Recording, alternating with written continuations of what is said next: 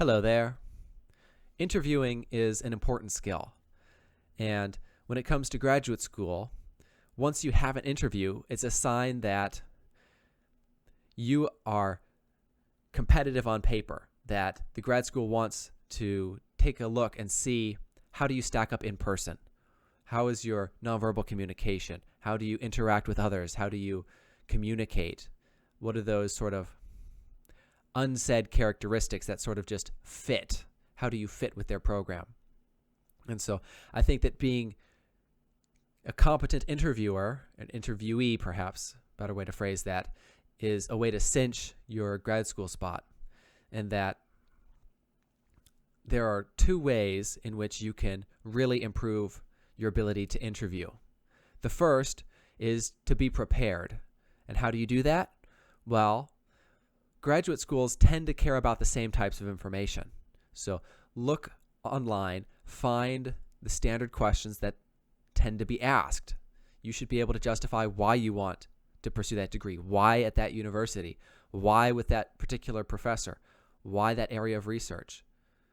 How would you respond to these common scenarios? And based on that online repository, you can take those down, write your answers to those, and then practice those. And I think that having a friend run you through a mock interview and asking you those questions in a random order is good practice in getting you comfortable with the interview process and being able to answer those questions.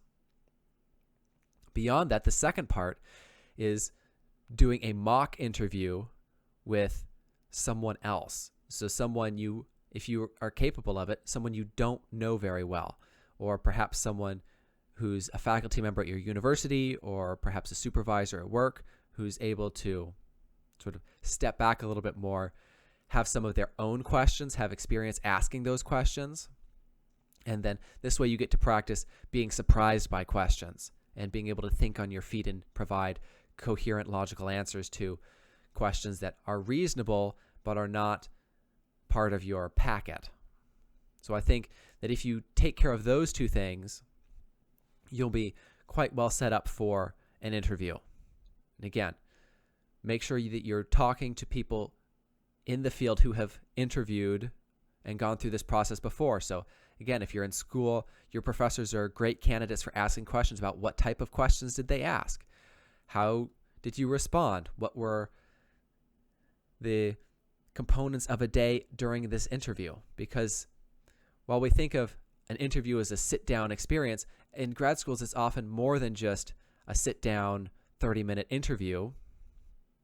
It's a day where you're going through the campus and you're reacting to things and you're being watched the whole time. So being aware of how that tends to be handled in your field is important and is something that your professors are ideally situated to teach you. I think it's also important to realize that we won't always have in-person interviews. Perhaps we'll have a phone interview. And the process of preparing for that is the same. It's just the additional considerations of making sure that you are prepared when they call. I had a professor recommend that if you receive a call from a number you don't know after you've submitted your applications, don't answer it. Let it go to voicemail. Then if it was a school asking for an interview, call them back.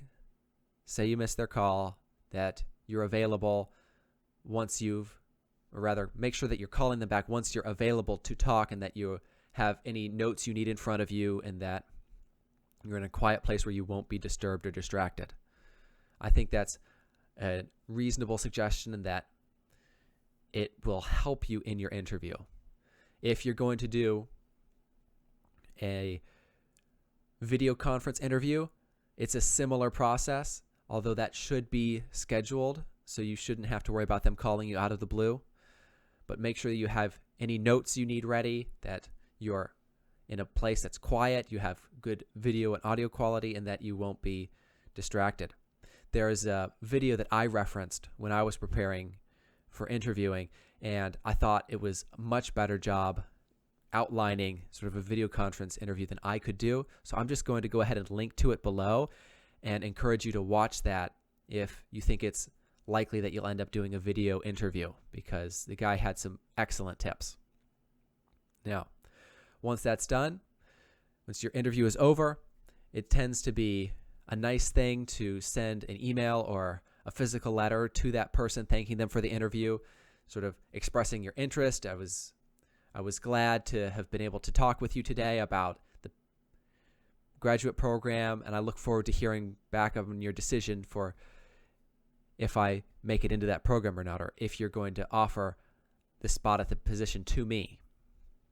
And I think that helps show that you're a serious candidate, that you are well-rounded and you're able to interact in sort of a social setting in a, say, polite society and sort of dot your T's and cross your I's. Backwards. I guess I'm still a little bit tired from the surprise bike ride. But anyway, those are things for you to consider. And I hope that regardless of if you take all of my advice, that you go ahead and prepare for your interviews. It is difficult to speak extemporaneously and if you fail to prepare, you really are preparing to fail. So, until next time, cheers.